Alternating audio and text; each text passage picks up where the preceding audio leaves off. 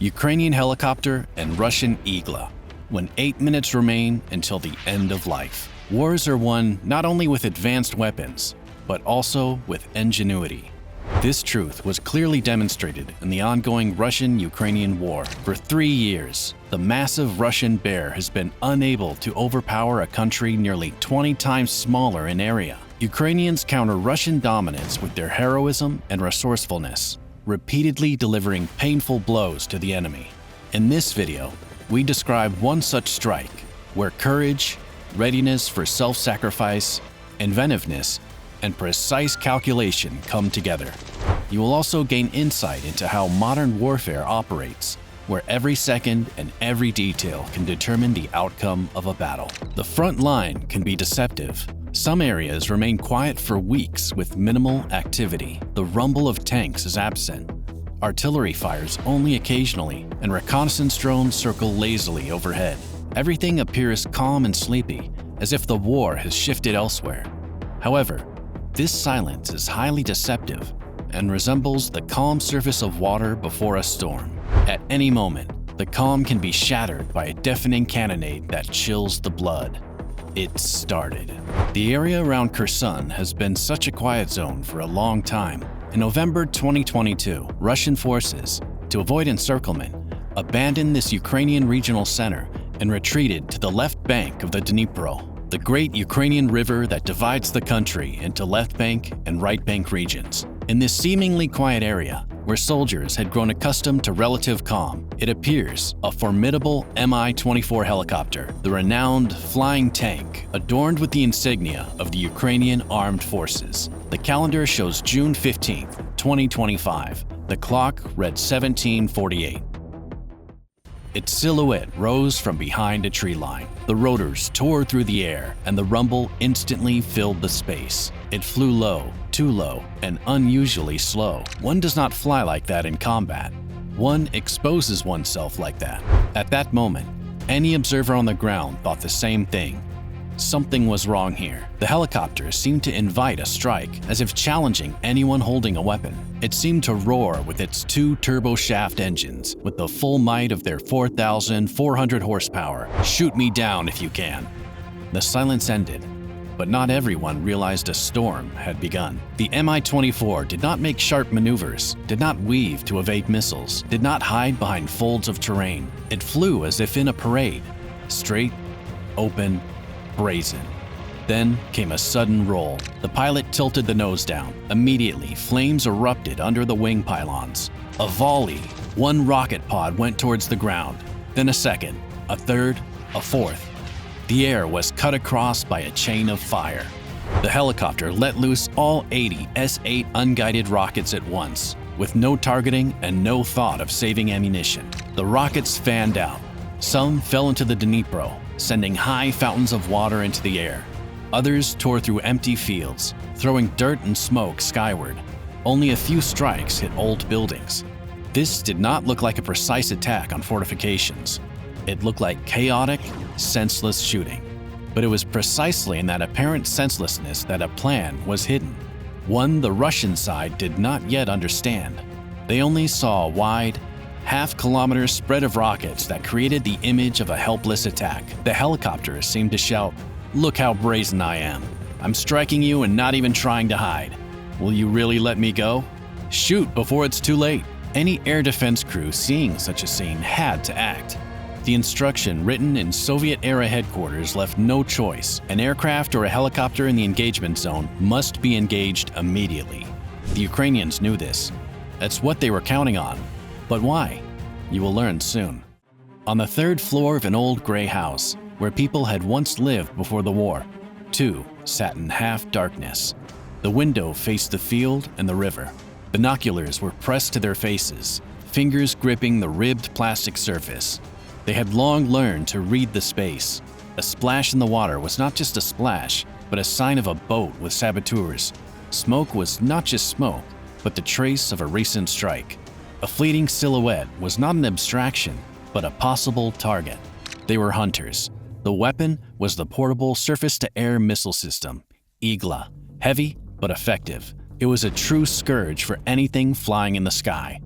Its missile could reach as high as 11,500 feet, which is about 3.5 kilometers, and could catch up even if the target tried to escape at supersonic speed. The system was ready for combat. The sight was set, parameters checked, the battery in place. Nothing would prevent a prompt launch.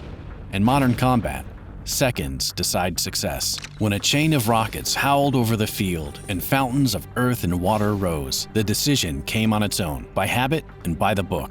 A target in the engagement zone had to be engaged immediately. The two did not ponder tactics or expect a trick.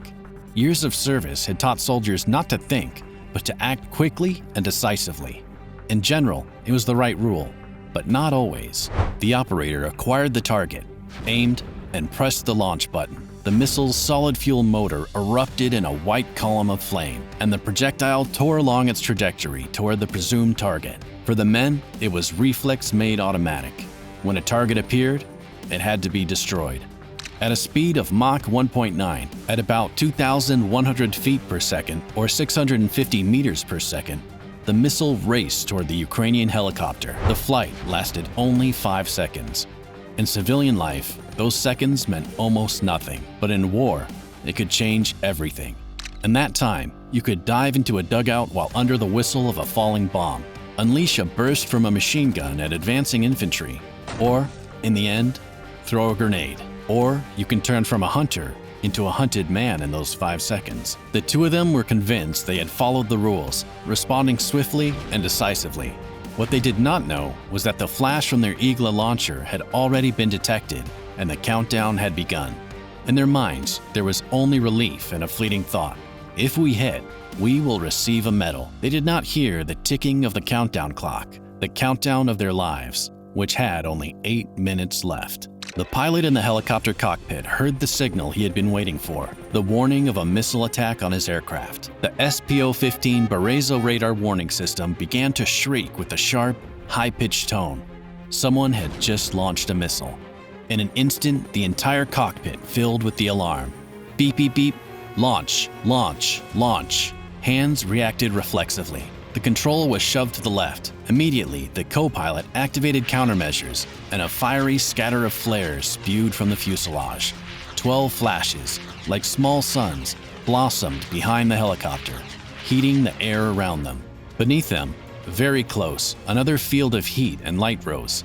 Where the rockets had just slammed in, columns of burning smoke and fire climbed into the sky. Each explosion was a small thermal beacon, visible to the seeker head of any infrared missile. The ground along the half-kilometer strip seemed covered in flickering lights. The missile's infrared homing system was not a thinking mind, but a set of rules and heuristics. It looked for the brightest, densest, and most stable heat source. Now before it unfolded a motley scene. Below, dozens of blazing patches, and above, 12 new false suns. The system began to flounder. The selector logic could not reliably distinguish a true engine exhaust from an artificial galaxy of heat sources. The missile wavered on its course. It broke lock and in fractions of a second switched onto the nearest brightest beacon, a ball of fire 150 meters from the helicopter. Piercing the air, it passed by, too far for the proximity fuse to trigger. Victory? For a moment, the pilot felt triumphant. He had followed procedure. He saw the threat, employed countermeasures, and avoided the strike. But that was only part of the plan. The two Russian servicemen did not suspect that their Igla launch had set off a whole chain of events. Somewhere, not far from them, on the other bank of the Dnipro, a computer had already crunched the numbers and passed them along in relay. In a few moments, via the Kropiva combat management system, those coordinates appeared on the electronic tablet of an FPV drone operator. When the Igla launched, its ignition was seen not only by those two servicemen. The thermal plume from that launch was recorded by satellites and unmanned stations, the radio spectrum picked up by interceptors and jammers, and predatory algorithms at the far end of the channel were already calculating azimuth and range from multiple sources. The process unfolded in a flash. The first data, direction, and approximate distance arrived within the first tens of seconds. By integrating several signals, triangulation occurred and a point on the map emerged from 2 or 3 independent sensors. This did not take hours. It took minutes and seconds. In modern systems, with coordinated effort, processing and routing of target coordinates can take on the order of 1 to 2 minutes. These minutes are the currency of a new war. In that span, anything could be done. Prepare a laser sight, scramble and attack aircraft, or set a guided missile on course. But the Ukrainians chose a different path. Cheaper, simpler, and no less deadly effective. The FPV Striker. The operators were not sitting in a headquarters, but in small, hidden places. They received intelligence data directly through the Kropiva system without long chains of approval. Kropiva translates from Ukrainian as nettle, a stinging, burning plant. That kind of hot targeting allowed them to act in a snap. Once the data was collected and verified, a marker appeared in the area of the launch. Coordinates, course, time. On the other end sat a man with a joystick and a laptop. His task was simple: launch the quadcopter and strike exactly where the point glowed on his electronic tablet. In this episode, the entire operation fit into 8 minutes, from the roar of the missile's explosion to the drone strike. Within those 8 minutes, everything happened. Detection of the launch, transmission of data, the operator going on air, preparation of the combat quadcopter, its start, its programmed route, and the strike on the target. A Russian Igla flew out of a house window, and into that same window an FPV drone flew, destroying the Russian servicemen. Why 8 minutes? Because it was the balance between reaction speed and physical reality. The time needed to gather data, launch the drone, and fly 3 to 5 kilometers to the target. During those 8 minutes, the Manpad's crew was only just finishing its repacking and reassessment. And in that moment, it was more vulnerable than ever. One more thing mattered. Such speed was possible thanks to parallel links. Decisions did not flow top-down. Communication channels allowed the target data to be sent directly to the drone operator, without bureaucracy, without approvals. The data went from sensor to analyst, from analyst to shooter, from flash to strike in 8 minutes. Those were the only 8 minutes granted to hunters who had just become prey. This was not a clean victory of a single shot. It was a precise calculation assembled from small details: the pilot's courage, the understanding that the enemy's psychology compelled them to always act by the book, the availability of modern reconnaissance, and the ability to process information instantaneously and pass it down to the operator, and the skill of that FPV operator in steering his drone into the kill point. 8 minutes were the measure of the new war.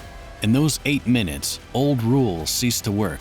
Orders from above might not come, and simple bravery could turn into a fatal mistake, or, just as well, into triumph. The bait had worked. The helicopter survived. The Manpad's crew did not. Yet what mattered was not only losses and destroyed equipment. The main effect was psychological. When a missile launch could expose your position and turn it into a target in mere minutes, habitual decisiveness began to fade. Orders of fire at will were replaced by hesitation, wait for instructions, and hesitation was the most effective neutralizer of the enemy's weapon. War was changing its shape. It was no longer only metal and shells, but also communication channels, algorithms, instant data, and the people who knew how to use them. A small drone and a laptop sometimes proved stronger than an expensive missile, because in this new war, speed and information were more valuable than a few hundred pounds of TNT. Ukraine, smaller in size and resources, responded not only with weapons, but with intellect. Here, ingenuity became strength, and readiness to take risks became a tool of strategic advantage. It was not always beautiful. More often, it was brutal. But it worked. Thank you for watching. Please share your thoughts on modern war. Perhaps they will help us create another video for you. We will be grateful for a thumbs up and a subscription to our channel. See you again soon.